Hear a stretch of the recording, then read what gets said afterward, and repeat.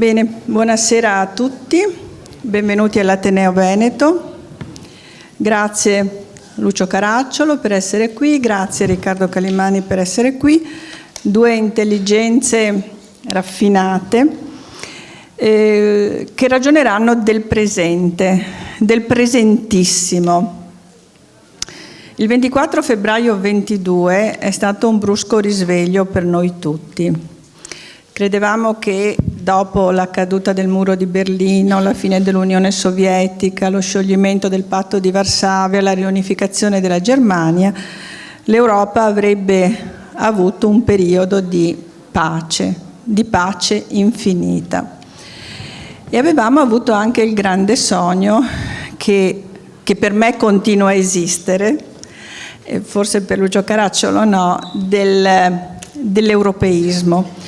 Convinti che l'Europa si sarebbe formata, sarebbe stata fedele all'Occidente, ma sarebbe stata cosa diversa dall'America, sarebbe stato un ente sovranazionale che avrebbe superato i nazionalismi e che avrebbe garantito che qualsiasi attrito tra gli Stati non sarebbe mai potuto sfociare in un conflitto.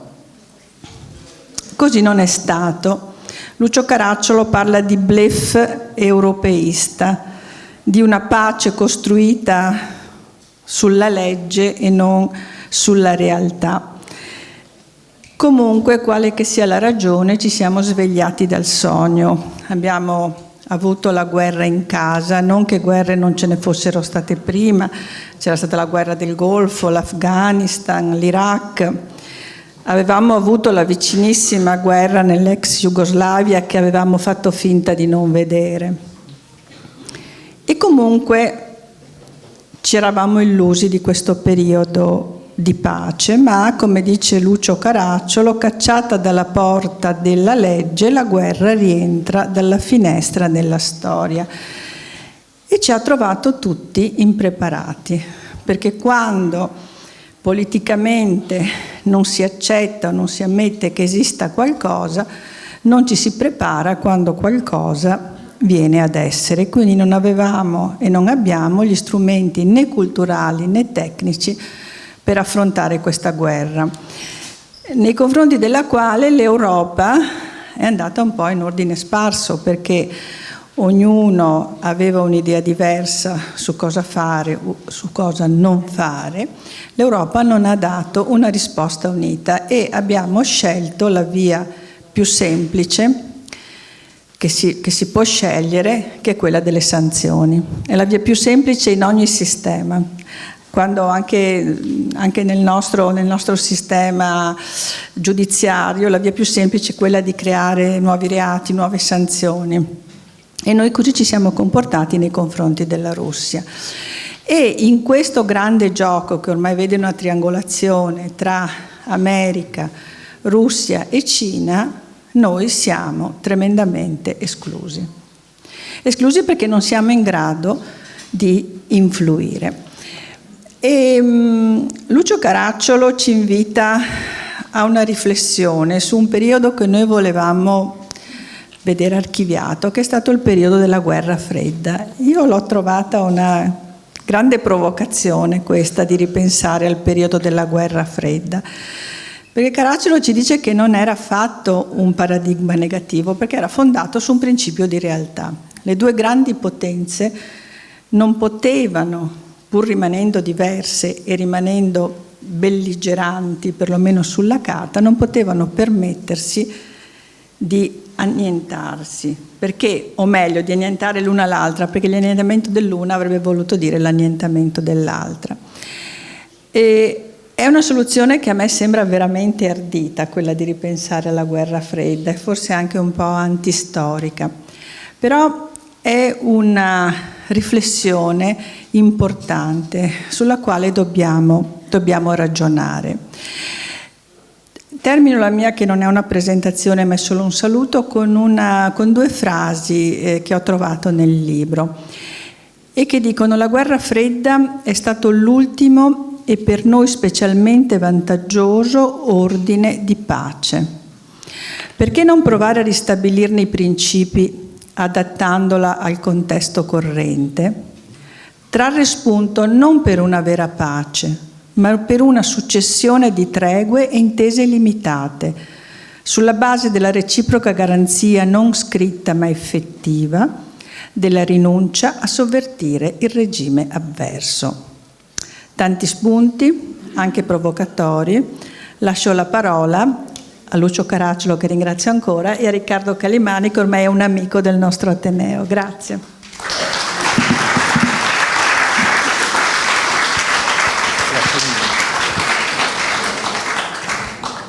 Buonasera e benvenuti tutti quanti. Io devo presentarvi questo libro che è uscito in un momento drammatico per la storia europea e che merita un approfondimento. Poi mi domando se quando uscirete da questa sala avrete le idee più chiare o forse più confuse, perché la realtà che ci circonda è piuttosto complicata. Scrive Caracciolo, tra l'altro: viviamo il rovesciamento della fine della storia, le storie della fine. Le narrazioni correnti suonano apocalittiche tra epidemie, guerre, disastri ambientali e migrazioni di massa. La storia universale dell'umanità, glorioso progetto kantiano, è archiviata. Caracciolo, con grande abilità dialettica, ogni tanto mette delle sentenze molto chiare, molto dure, nelle pagine di un libro che in realtà poi si legge benissimo. Schiacciando il presente sul passato in una leggenda unica su cui appoggiare i binari del futuro. Questo è un gioco di parole che dopo lui dovrà spiegare, perché passato, futuro, presente è un'abilità dialettica di cui dovrà scontare la spiegazione. Chi non ha vissuto nei decenni del secondo dopoguerra europeo, apogeo del benessere protetto dall'ombrello nucleare USA, non ha conosciuto la dolcezza del vivere, avrebbe stabilito Talleyrand redivivo. Come vedete, con grande furbizia dialettica, fare rendere redivivo persino Talleyrand. Ogni interpretazione prevede un punto di vista, qui verrebbe da dire ovvio, apologetico e sentimentale. Io ho molta simpatia e amicizia per Lucio e per questo mi permetto un po' di punzecchiarlo per suscitare un po' le sue reazioni.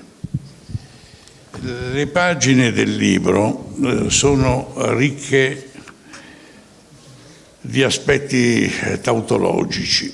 Ogni storia comincia dalla fine. Chissà cosa vuol dire.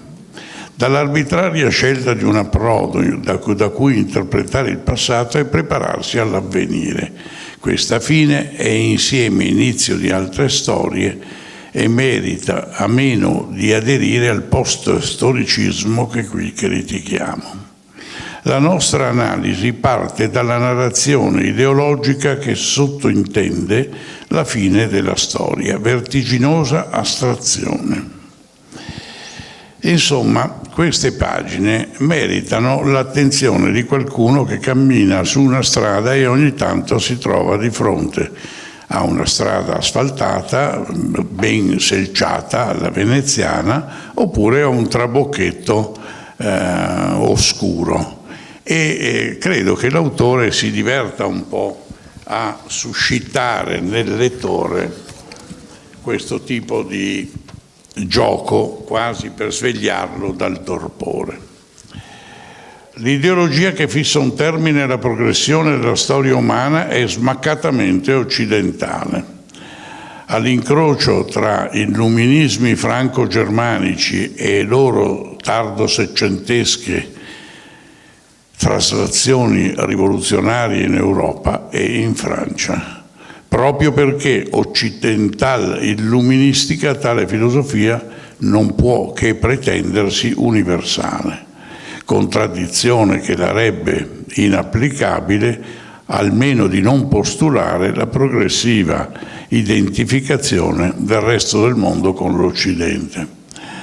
Non stiamo parlando di un libro di filosofia, ma di un pensatore sofisticato che si confronta spesso con la molto rigida Lilli Gruber, che cerca ogni tanto di fargli dire delle sentenze e a cui lui scivola via perché dice sì ma e devia lateralmente e non dà soddisfazione alla Gruber, che cerca di ottenere dai suoi ospiti un pacco di idee confezionato e ben preciso.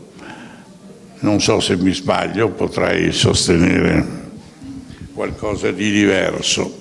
Comunque la presenza di Caracciolo e della sua rivista Limes è una presenza molto interessante, sia per una riflessione concettuale del ruolo della politica oggi, sia per capire dove stiamo andando e sia per capire soprattutto che stiamo vivendo un periodo terribile, perché c'è la guerra nel cuore dell'Europa. Le guerre si sa come cominciano, ma non si sa mai come finiscono. Credo di aver preso anche troppo tempo, avrei altre cose da dirvi, può darsi che poi riprenda questo filo di narrazione, ma adesso lascio la parola a Lucio, che può criticare se ho detto qualcosa che non gli è piaciuto.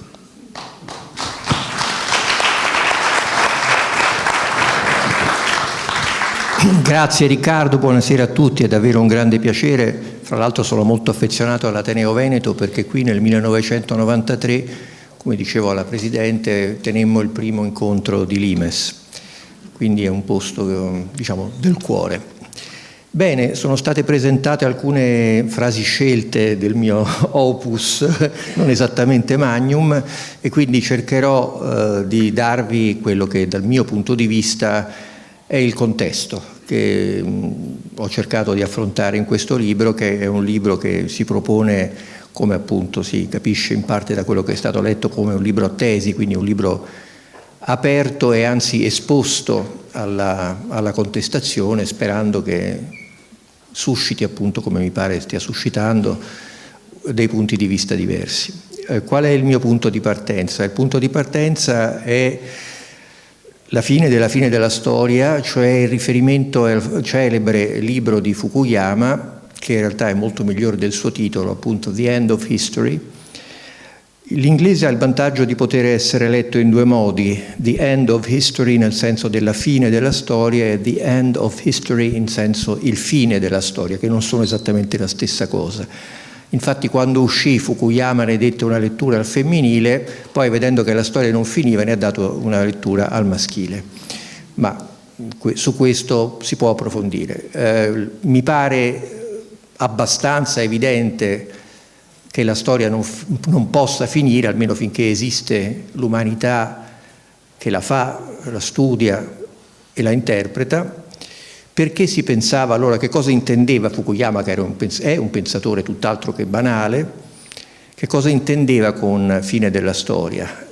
La lettura che è stata data del suo libro, un po' semplicistica, era che, essendo il libro uscito praticamente contemporaneamente alla fine dell'Unione Sovietica, quindi al trionfo dell'America nella Guerra Fredda, la storia fosse finita, nel senso che non poteva non essere che americana, nel senso di una espansione progressiva nel mondo del modello americano, cioè di una forma di democrazia liberale. Adesso si potrebbe approfondire, ma per capirci, che poi corrispondeva dal punto di vista ideologico ed economico con l'idea altrettanto vaga della globalizzazione. Ciò ha portato per un decennio molti a dire che la storia appunto era finita, nel senso che c'era una sola superpotenza, quindi poteva solo dialogare con se stessa da pari a pari, e il resto del mondo era, e qui sta il problema del vedere dal dopo, che teleologicamente raggiungere il punto stabilito dall'America.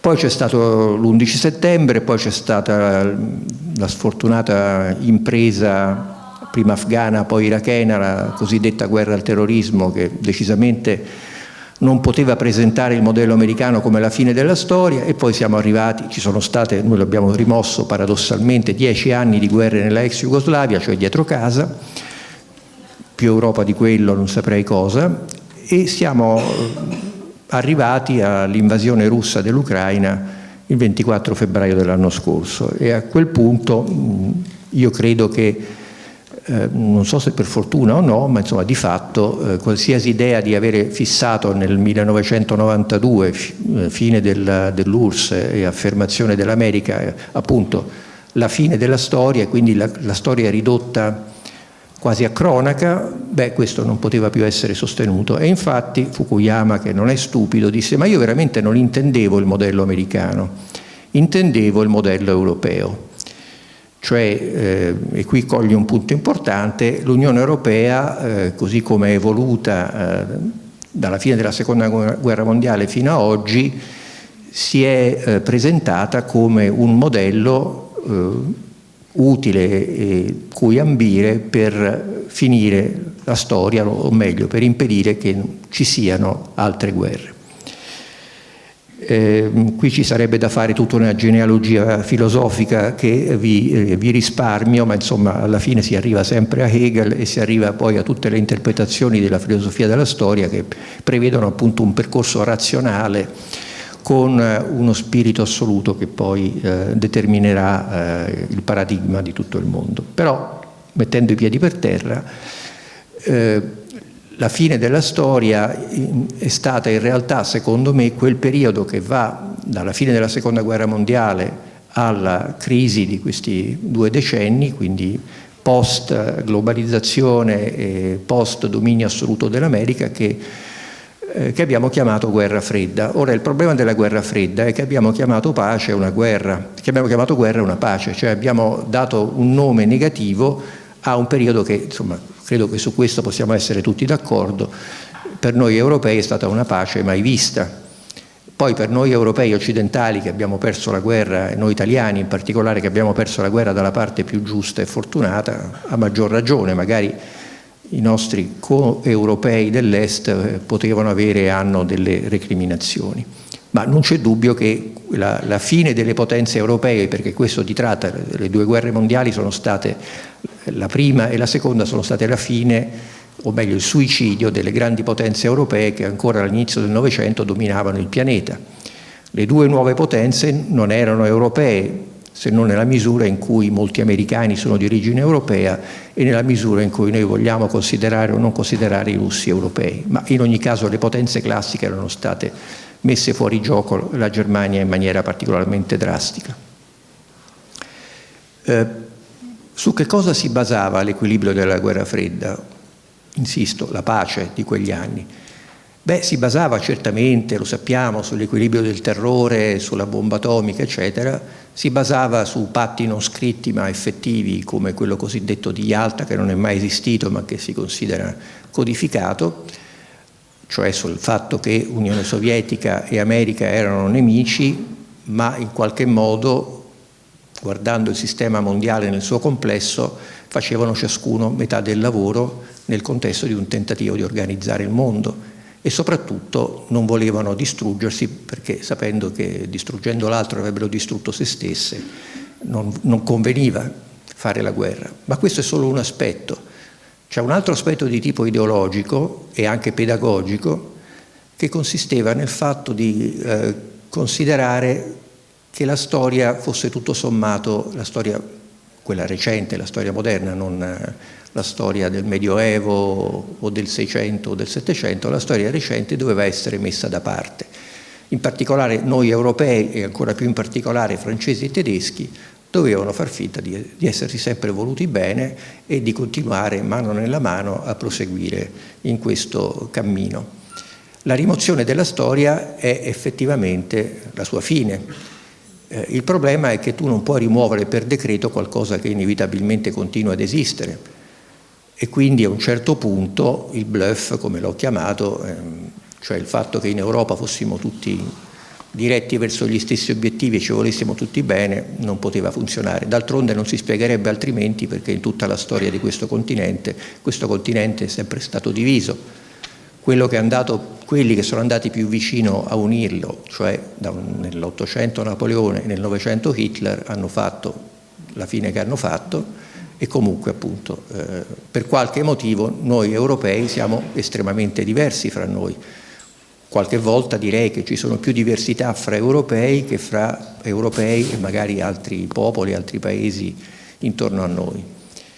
E questa fictio, che è stata un'idea pragmatica che ha funzionato abbastanza, però come era ovvio non poteva tenere. Non poteva tenere perché prima di tutto noi siamo ormai una parte estremamente minoritaria del pianeta.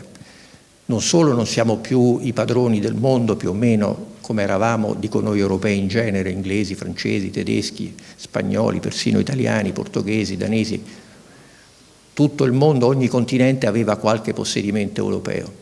Non solo non abbiamo più quello, ed credo che sia una fortuna, ma sostanzialmente siamo più in questo momento soggetti alle pressioni del mondo di quanto noi possiamo governarlo. Lo vediamo, per restare alla cronaca, come una parte consistente del pianeta, il cosiddetto sud globale, a proposito un'altra parola vuota, un ossimoro totale, come si può essere meridionali e globali, ma ormai le parole vengono lanciate un po'. Dicevo, questa parte prevalente del mondo, che poi vuol dire 7 sugli 8 miliardi degli abitanti di questo pianeta, guarda a questa guerra con una certa distanza, diffidenza o anche con qualche forma di manipolazione. Risultato, insomma, a forza di credere in questa ideologia ci siamo trovati completamente scoperti, quando invece prima nelle guerre balcaniche, poi nelle guerre al terrorismo che ci hanno toccato abbastanza di striscio, e adesso in una guerra, quella di Ucraina, che purtroppo oltre a massacrare un sacco di ucraini e qualche russo sta avendo delle conseguenze su scala mondiale, guerra economica su scala mondiale, guerra di propaganda, armi che vanno e vengono da parte nostra verso l'Ucraina. Insomma, è una guerra che inevitabilmente, venendo poi dopo 2 anni di Covid, ha cambiato le nostre vite. Chiudo facendo un riferimento, visto che è stato citato, in particolare dalla nostra Presidente, oltre che da Riccardo, sull'europeismo. In realtà, ed è un altro paradosso, l'idea di Europa nella storia moderna nasce con la crisi, se non proprio con la fine delle potenze europee.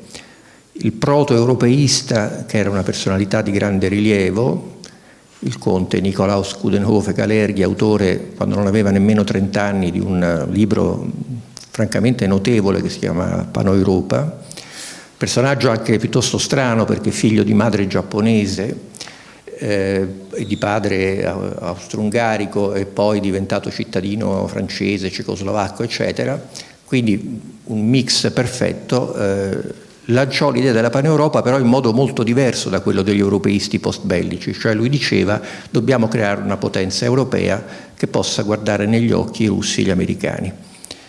Di questo non se ne fece nulla, ma perché non se ne fece nulla? Perché il difetto dei progetti europei è che sono sempre dei progetti ovviamente di elite, non esiste un'opinione pubblica europea, non esistono dei media veramente europei, tu non puoi vendere il Corriere della Sera in Danimarca oppure il giornale di Copenaghen a Napoli, semplicemente non esistendo un'opinione pubblica europea tu non puoi creare un movimento che sia effettivamente sostanziale e sostanziato, e allora diventa un gioco di elite sul quale si possono produrre poi vari innesti e così via.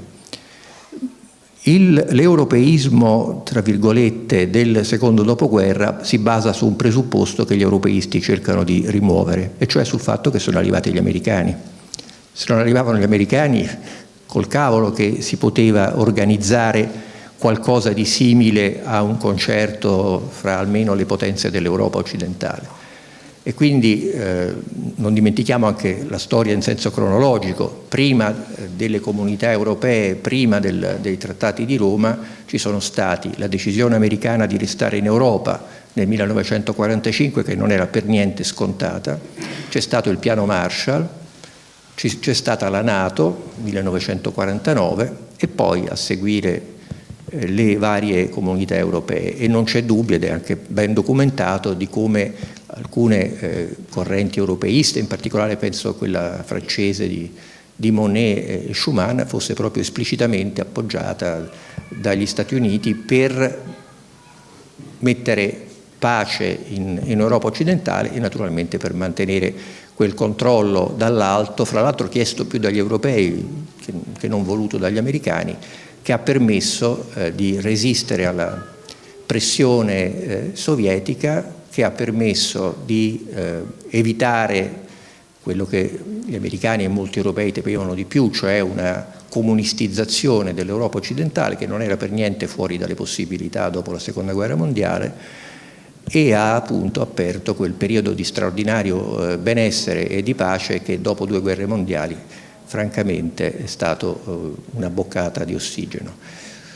Il problema di associare questa idea a una utopia è che poi le utopie ti si rivoltano contro, cioè far finta che siamo tutti d'accordo sulle grandi cose in Europa non è così. Abbiamo storie diverse, per esempio guardiamo in questa guerra come ci approcciamo noi o i tedeschi o i francesi e come si approcciano, non so, i baltici, i polacchi, gli svedesi, cioè quei popoli che hanno avuto a che fare, uso un eufemismo, con i russi più volte nella loro storia, che ne sono stati occupati o che hanno occupato per poco tempo spazio russo e così via, mentre noi abbiamo sempre l'idea, noi europei occidentali, in particolare i tedeschi nella misura in cui possiamo considerarli occidentali, abbiamo sempre avuto un rapporto in cui si immaginava una concertazione di pace di cui i russi fossero appunto un elemento. Vabbè, vi ho posto alcuni elementi per tentare di contestualizzare le frasi con cui gentilmente Riccardo ha voluto punzecchiarmi, ma adesso mi sottopongo di nuovo a questa terapia.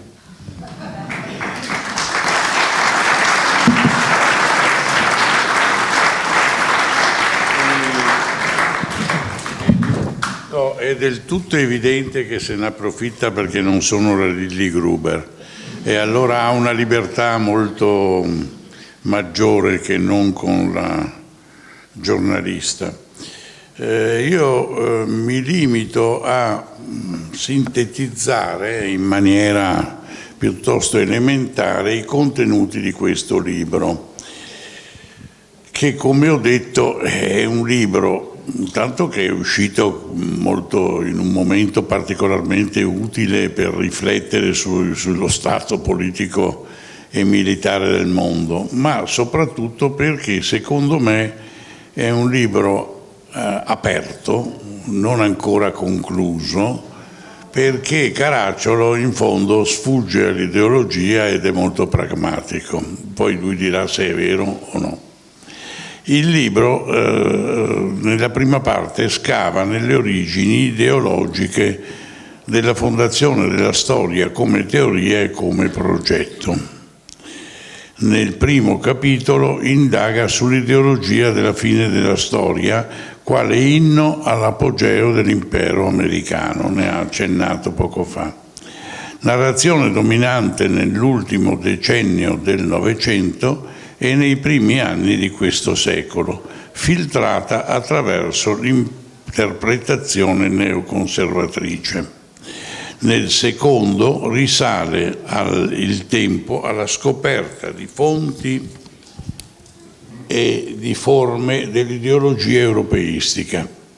In realtà, oltre a parlare di europeismo da tutti i punti di vista, lui sottilmente costruisce una teoria della riflessione politica moderna e in qualche modo una gabbia dove si devono muovere i destini del mondo.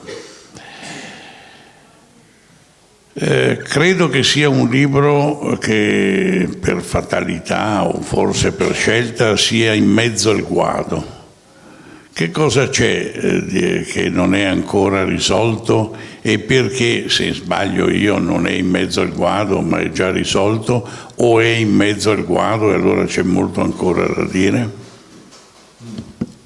Sarebbe davvero paradossale se dopo aver detto che la storia non è finita io fossi in un posto diverso dalla metà del guado.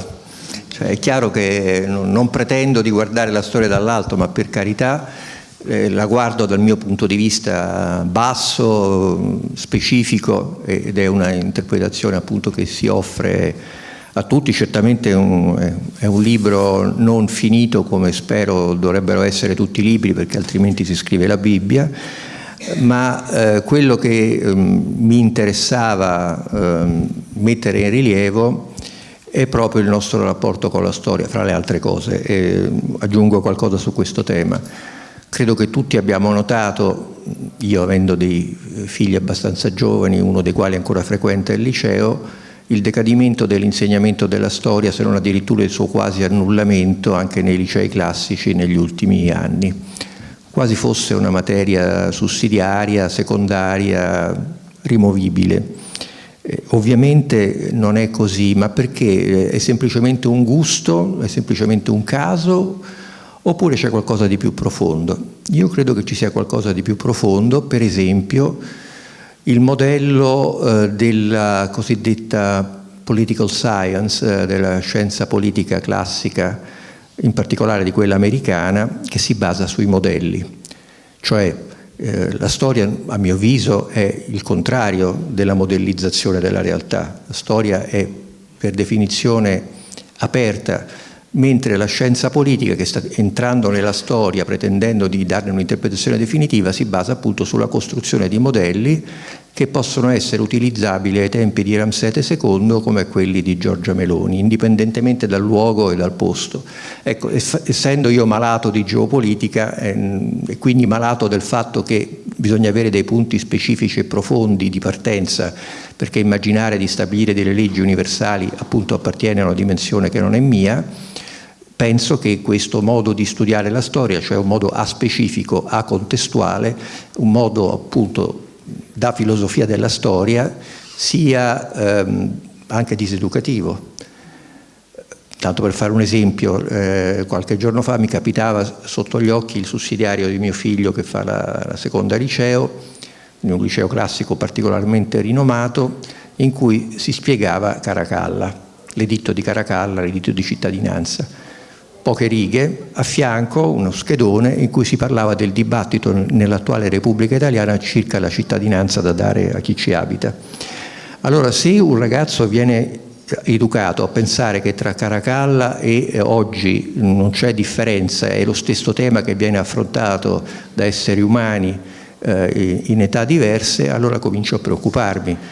Vuol dire che la storia è ridotta veramente a un prodotto liofilizzato, che tu puoi appiccicare come appiccichi quelle calamite di metallo al frigorifero con le ricette già precostituite. Quindi la mia prima preoccupazione è la perdita del senso della storia, la perdita del senso del contesto, perché se tu sei svedese non puoi essere giapponese nel modo di pensare e viceversa, e il tentativo di fare una specie di fritto misto che viene appunto utilizzabile come chiave interpretativa dappertutto, il che ovviamente è legittimo, ma non appartiene secondo me al modo migliore per affrontare quello che noi viviamo. E uno dei motivi del nostro spaesamento è proprio che siamo stati abituati a pensare che esistesse un modello universale e che noi addirittura ne fossimo la matrice, che l'Europa fosse il mondo e che il mondo fosse un'Europa in potenza, per riprendere il nostro amico Fukuyama. Riferimento ai neoconservatori è importante. Il neoconservatorismo, che poi non è altro che una forma di sublimazione dell'ideale americano originario, è una idea rivoluzionaria, non a caso sostenuta da ex trotskisti, da ex comunisti che nella New York degli anni 30, specialmente nelle università newyorkesi, combattevano contro gli stalinisti per affermare la loro versione della rivoluzione permanente. Gli stessi personaggi o i figli di questi personaggi, dal punto di vista intellettuale, in alcuni casi anche fisico, sostengono o hanno sostenuto che l'America fosse in qualche modo quello che la classe operaia era in Marx, cioè la classe generale, in questo caso la nazione generale, che doveva produrre per gradi la americanizzazione, nel senso dell'esportazione del modello americano nel mondo, e quindi essere sempre in qualche modo proiettata verso l'esterno. La sconfitta subita dall'America nelle guerre al terrorismo, che erano inizialmente proprio una sorta di applicazione quasi manualistica di questa idea progressiva, cioè io vado in Afghanistan non per prendere Bin Laden ma per trasformare gli afghani in lettori di Jefferson, questa interpretazione è ormai, credo, abbastanza evidentemente intenibile, e però nel frattempo ha prodotto una serie di guasti. Ultima notazione, tanto per alleggerire l'atmosfera, il livello ormai di, sì, possiamo chiamarla cultura della cancellazione, che è diffuso a livello accademico, raggiunge, secondo me, delle vette abbastanza perniciose. In una università piuttosto nota, di cui non farò il nome, mi è stato spiegato che è stata istituita la figura del professore responsabile, anzi sostenibile. Chi è sostenibile? È il professore che quando fai lezione e si alza qualcuno e fa una domanda, la prossima domanda la deve fare quello di un altro sesso. Ma non basta. Fai un ricevimento, c'è il cosiddetto catering, bene, i camerieri che servono devono essere di etnia mista. Allora, quando si arriva a questi punti di imbecillità, e purtroppo sono solo delle importazioni in chiave italiana di ben più prestigiose università, ho, credo, più che il diritto e il dovere di pensare come sia possibile, avendo frequentato l'università quando era una cosa un po' più seria, come sia possibile arrivare a questo. E proprio questo modo di trattare la storia, questo modo di ridurla a politologia, perché di questo si tratta, ma politologia proprio di basso livello, è credo un effetto abbastanza grave. Ecco, se qualcuno vuole fare domande, l'autore del libro ben volentieri, e anche a me, insomma. Buonasera professor Caracciolo, io quest'anno sono una sua studentessa della sua scuola, quindi la seguo quando posso. Vorrei fare una domanda a lei e una domanda ad entrambi, se mi è consentito. La domanda al professor Caracciolo è questa. Si sono tenuti in questi giorni gli incontri tra Meloni, von der Leyen e il presidente tunisino. Vorrei un commento su questo. Io ho capito che questo non è il modo migliore per affrontare i problemi, perché appaltare costantemente i confini non è proprio esattamente un'idea utile, né diciamo un contributo a consolidare la formazione di uno Stato. La seconda domanda ad entrambi è questa, collegandomi al discorso della fine della storia. Ecco, avere assunto questa visione, aver adottato comportamenti, aver intrapreso anche proiezioni geopolitiche, aver orientato anche delle scelte politiche, partendo da questo presupposto, noi occidentali, soprattutto noi europei, dopo aver diciamo introiettato questa visione della fine della storia, possiamo ancora richiamarci ad una matrice giudaico-cristiana o siamo qualcosa di nuovo e qualcosa a cui non siamo ancora riusciti a dare un nome? Che cosa siamo noi se siamo arrivati a pensare e ad agire sulla base di questa visione di sé e del tempo? Ecco, grazie. Prego. Ma quando si parla di fine della storia, per me si fa un errore concettuale. Bisogna parlare della fine di alcuni periodi storici, perché la storia fluisce indipendentemente dalle contingenze e quindi più che fine della storia io parlerei di fine di alcuni periodi che possono essere lunghi o brevi o possono addirittura essere civiltà. La storia continua purtroppo, per fortuna, indipendentemente da qualsiasi contingenza. Ah, questa è la risposta, va bene. Poi dici di me con la Gruber, va bene. Ok. Senta, intanto grazie. Per quanto riguarda la prima domanda, francamente, sì, se vuole le faccio un commento. Stiamo cercando di ripetere in modo minore quello che abbiamo fatto per 20 anni con Gheddafi.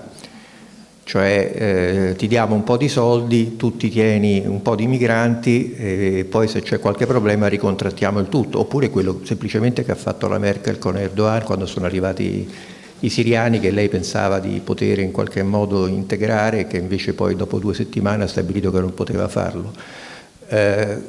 Diciamo che è una tecnica, una tattica corrente che può ammettere qualche tampone non necessariamente umano, perché poi bisogna vedere come vengono tenute queste persone nelle varie aree. Certo, la Tunisia, a differenza della Libia di Gheddafi, che era un paese piuttosto stabile, uso un eufemismo, è in questa fase un paese che si regge veramente non si capisce come, con un presidente molto contestato e difficilmente catalogabile nell'ambito di un regime democratico.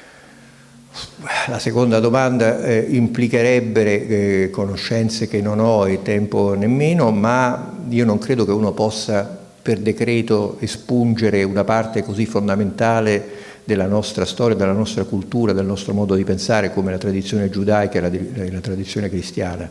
Qualcuno ha pensato di farlo, per fortuna non ci è riuscito, ma noi siamo fatti di quello che siamo stati, non solo nella nostra vita ma nelle vite passate. Io penso che un certo grado di permanenza sia sempre abbastanza visibile, noi siamo concentrati sempre sull'istante, ma se riusciamo a guardare un po' indietro capiamo molto di quello che accade oggi proprio attraverso la profondità storica, ma non la profondità storica dell'universo, la profondità storica dei luoghi, dei paesi, delle culture in cui siamo vissuti, e la nostra è in gran parte giudaico-cristiana.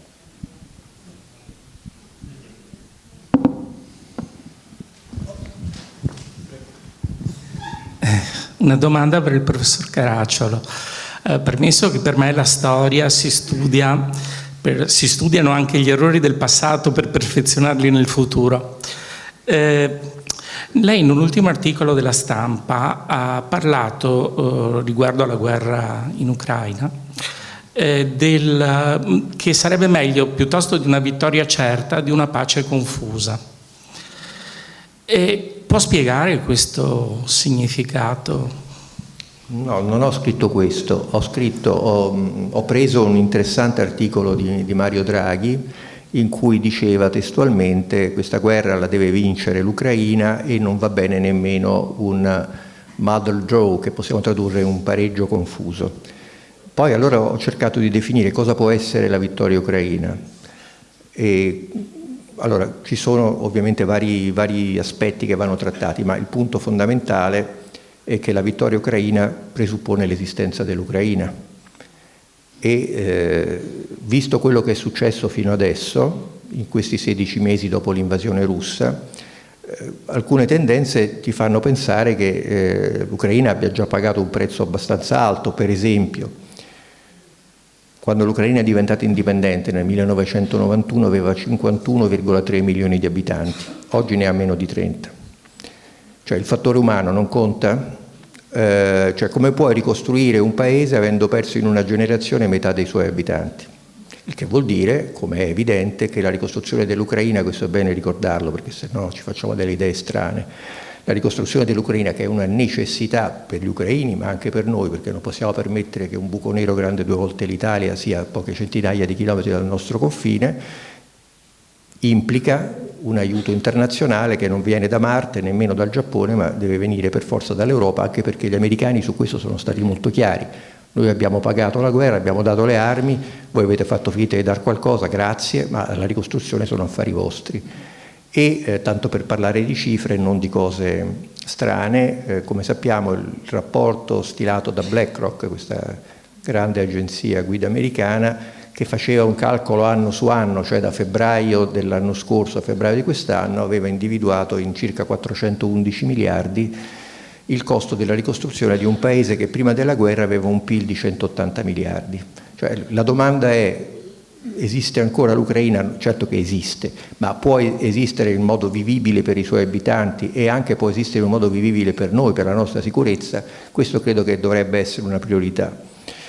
Il che implica evidentemente che o si pensa, ed è lecito pensarlo, che, come scrivevo, l'obiettivo dell'Ucraina dichiarato è quello di prendersi tutti i territori che i russi hanno occupato o che hanno rivendicato dopo l'invasione, quindi la Crimea stessa, implica la resa della guarnigione di Sebastopoli, della flotta del Mar Nero e la bandiera giallo-blu sul pennone più alto della fortezza di Sebastopoli. È una possibilità, però questa possibilità molto probabilmente non è immediata e provocherebbe ulteriori lutti e quant'altro. Però siccome non sono io a decidere, ma questa guerra quando comincia e quando finisce l'hanno deciso prima i russi, poi gli ucraini e adesso lo dovranno decidere insieme, che ne dicano gli americani, i cinesi e quanti altri, lo decideranno loro. Certo è molto evidente la tendenza americana già da alcuni mesi di dire agli ucraini, time, cioè noi abbiamo le elezioni l'anno prossimo, non possiamo permetterci, dice l'amministrazione Biden, di andare alle elezioni con una guerra che gran parte degli americani non capiscono, su cui i repubblicani fanno campagna dicendo che diamo troppi soldi a loro invece che starli a casa, e quindi questo prelude a quella che è sempre stata poi in queste guerre molto esterne e relativamente importanti per l'America, l'approccio americano: va bene, a un certo punto la combattete voi, noi vi aiutiamo, se vincete bene, se no ci dispiace molto. Poi c'è l'altra ipotesi, che è quella più estrema, sostenuta anche da molti ucraini, tant'è vero che il capo dell'intelligence ha nel suo studio una carta della Federazione Russa ritagliata in vari pezzi, e lì si vede proprio plasticamente la differenza fra l'approccio ucraino e l'approccio americano. Che cosa rappresenta questa carta? Rappresenta appunto la spartizione della Federazione Russa in vari pezzi, quindi la fine del problema russo, no? Che è poi quello che vogliono anche i polacchi, i baltici, basta, non ne possiamo più, in cui la cosa più interessante è che metà della Siberia viene assegnata alla Cina. Allora, com'è possibile che tu dai al nemico del tuo principale sponsor la Siberia? Qualcosa non torna, e quindi questo è uno degli elementi che creano oggi qualche problema. In ogni caso, quello che ho cercato di spiegare è che noi, secondo me, stiamo già introiettando l'idea che, vabbè, entro qualche mese moriranno qualche altro centinaio di migliaia di poveracci, ma poi questa guerra si interromperà e noi continuiamo a fare quello che facevamo prima. Non è così, non è così, non può essere così, non è giusto che sia così, però ho l'impressione che appunto questa idea dell'abolire la storia possa funzionare anche in quel caso.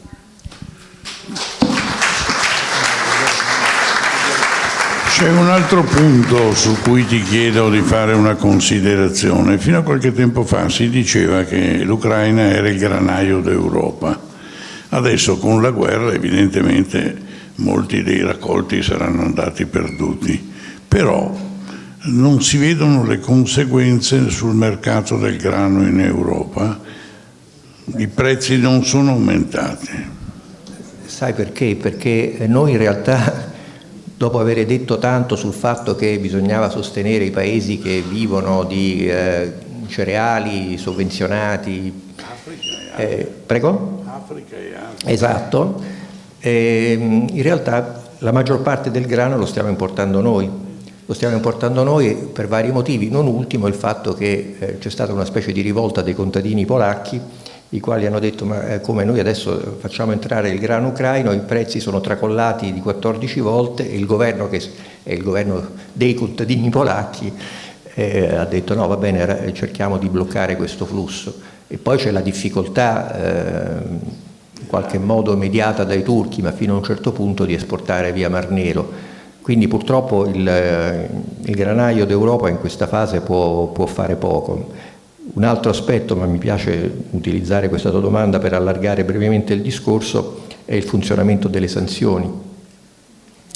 Ricordiamo che la Russia è colpita da sanzioni dal 1917, quindi una qualche esperienza in materia se l'è fatta, e come molti altri paesi che sono stati sottoposti a sanzioni aveva già pronto e ha attuato, devo dire, con una certa efficienza, per certi aspetti anche per me un po' sorprendente, un meccanismo di aggiramento che sta come minimo limitando molto gli effetti politici nulli, ma anche economici e sociali sulla Russia di queste sanzioni. Insomma, le triangolazioni, l'uso di canali finanziari alternativi sono qualcosa che ci debbono far pensare. Ma non parlo solamente dell'India, della Turchia, della Cina, penso a paesi come la Germania, l'Olanda, il Belgio, la Spagna, in qualche misura anche noi, che magari senza dirlo troppo, in certi casi abbiamo aumentato il commercio con la Russia invece che diminuirlo. E questo credo che ci debba far pensare anche sulla coerenza della nostra posizione. Io vorrei ritornare al libro, che ha offerto spunti molto interessanti. Lei dice che non fa previsioni sulla variazione, su cosa accadrà dopo la guerra tra Russia, Cina e Stati Uniti. Però dice resta l'ipotesi che Washington sia costretta a ridurre progressivamente la presa sul nostro continente. A quel punto altro che Europa sovrana. Il vuoto di potenza scatenerebbe il banchetto di nazionalismi xenofobi.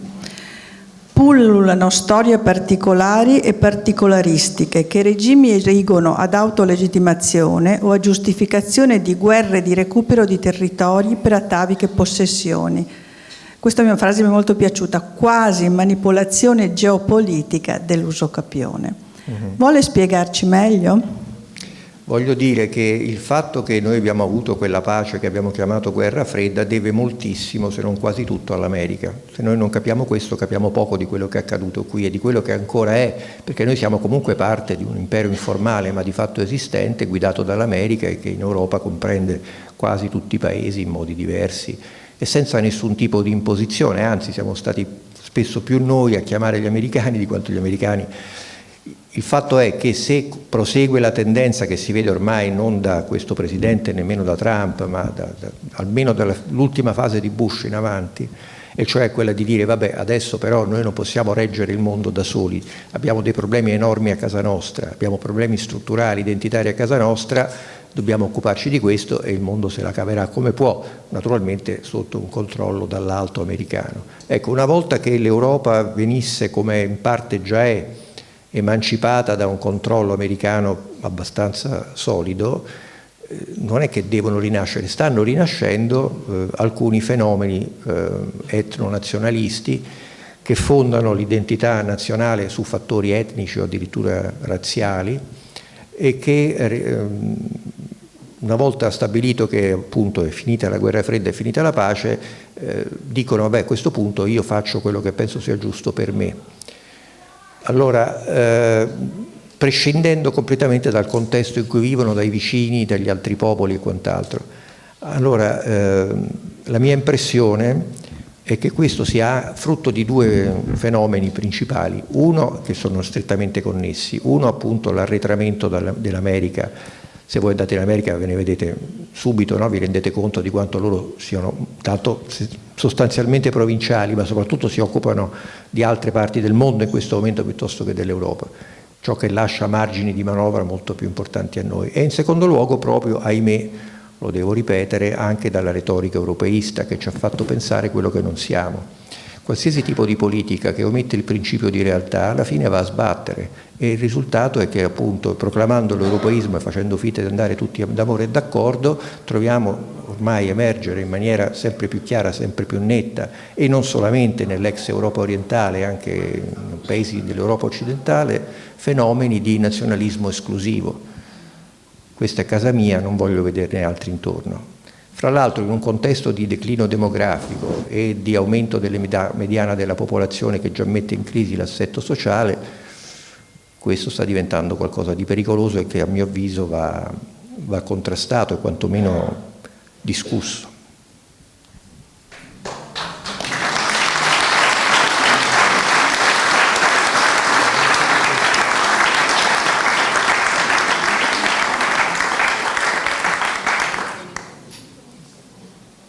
Se non ci sono altre domande, vi lasciamo con i vostri dubbi questa sera.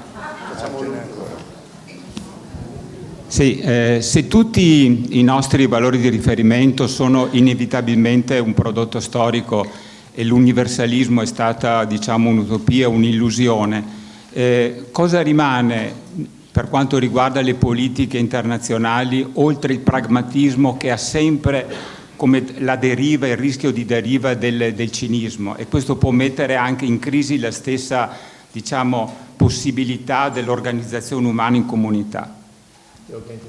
Umana in comunità. Sì, ma l'universalismo non è che sia una cosa che non esiste o che non è mai esistita. Molto spesso le grandi potenze, o almeno certe grandi potenze, hanno presentato il proprio punto di vista come universale. Gli Stati Uniti d'America, ma prima la Francia, in qualche misura persino la Russia, la Cina no, perché è un'altra storia. Ci sono delle nazioni missionarie che hanno pensato se stesse come anticipazione del mondo futuro e quindi per definizione universaliste. Qual è il problema? Che la politica intanto ci tocca come esseri umani fisici che vivono in un momento storico e che quindi, sapendo che la vita è breve, devono organizzare la propria vita e la politica in questo periodo storico. Se noi facciamo politica oggi pensando a qualcosa che forse esisterà fra 2 secoli, produciamo a mio avviso qualcosa, cioè insomma l'astrazione entro certi limiti è anche divertente. È piacevole discutere di cose molto astratte, ma la politica è una cosa molto concreta, pragmatica, e non ci vedo nulla di male nel pragmatismo, anzi, se c'è qualcosa che manca oggi in politica è proprio il pragmatismo. Si fanno grandi discorsi sui principi. Faccio solo un esempio: in questo paese si è discusso, si continua a discutere da quando è cominciata l'Ucraina, armi sì, armi no. Ma che è una discussione questa? Che vuol dire armi sì, armi no? Non è mica una questione di principio, è una questione pratica. Allora la domanda dovrebbe essere: è giusto armare gli ucraini con quali armi? Perché qui si discute di tutto fuorché delle armi che mandiamo, non sappiamo nemmeno quali armi mandiamo e continuiamo a discuterne come se fosse un dato. Secondo, ma poi che cosa deve accadere con queste armi? Perché? E quindi siamo in grado di condizionare coloro che armiamo? Se no, vuol dire che semplicemente facciamo un atto che pensiamo essere giusto, punto, ma naturalmente su cui non abbiamo nessun tipo di influenza. Quindi tutto questo per dire che un certo grado di raffreddamento rispetto anche alla comunicazione è forse il modo migliore per affrontare dei problemi così gravi. Tutto quello che tende a surriscaldare, ma insomma mi viene qualche volta da pensare: ma se è vero quello che abbiamo detto, ripetuto con un'enfasi qualche volta un po' stantia, che nella guerra di Ucraina si combatte per la salvezza dell'umanità, della democrazia, eccetera, ma perché devono combattere solamente gli ucraini? Di che cosa stiamo parlando? C'è un grado anche di ipocrisia, forse. Grazie.